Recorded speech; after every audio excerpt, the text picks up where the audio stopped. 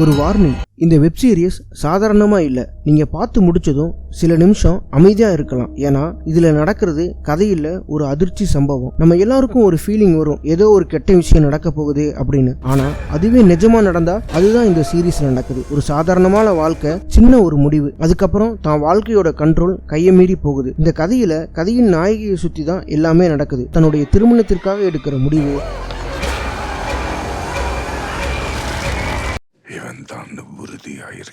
அதுக்கப்புறம் அவன் வாழ்க்கையே மாத்திருது. அந்த மூமெண்ட்ல இருந்து டென்ஷன் ஏறிக்கிட்டே போகுது. நமக்கு தெரியாமையே நம்ம அந்த கேரக்டரோட பயப்பட ஆரம்பிச்சிருவோம்,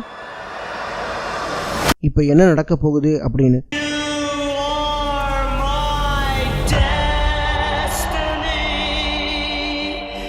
இந்த சீரீஸோட பெரிய ஸ்ட்ரென்த்தே ஸ்லோவா நம்மள டென்ஷன் ஏத்துவாங்க. ஜம்ப்ஸ்கேர் கிடையாது, ஆனா மனசுக்குள்ள பிரஷரை ஏத்திக்கிட்டே இருப்பாங்க. ஒவ்வொரு சீன்லயும் க்ளூஸ் இருக்கும், ஆனா உண்மையை முழுசா சொல்லவே மாட்டாங்க. ஒரு கட்டத்துக்கு அப்புறம் நமக்கே டவுட் வரும், இது உண்மையா நடக்குதா இல்ல மைண்ட் கேமா அப்படின்னு. அந்த கன்ஃபியூஷன் தான் இந்த சீரீஸோட நெக்ஸ்ட் லெவலே. இந்த கதையில மியூசிக், லைட்டிங், சைலன்ஸ் எல்லாமே பர்ஃபெக்டா யூஸ் பண்ணியிருப்பாங்க. சில சீன்ஸ்ல டயலாக் கூட இருக்காது, ஆனா அதுதான் நம்மளை அதிகமா பயமுறுத்தும். ஏன்னா கதையின் நாயகியோட நடிப்பு டாப் லெவல்ல இருக்கும். அவளோட பயம், குழப்பம், உதவிக்கு யாருமே இல்லைன்னு நினைக்கிற ஃபீலிங். சப்போர்ட்டிங் கேரக்டர் கூட சிம்பிளா தான் இருப்பாங்க, ஆனா அவங்க தான் இந்த கதையோட வெயிட் ஏத்துறது. யாரையுமே முழுசா நம்ப முடியாம இருக்கிறது இன்னும் சஸ்பென்ஸா இருக்கும்.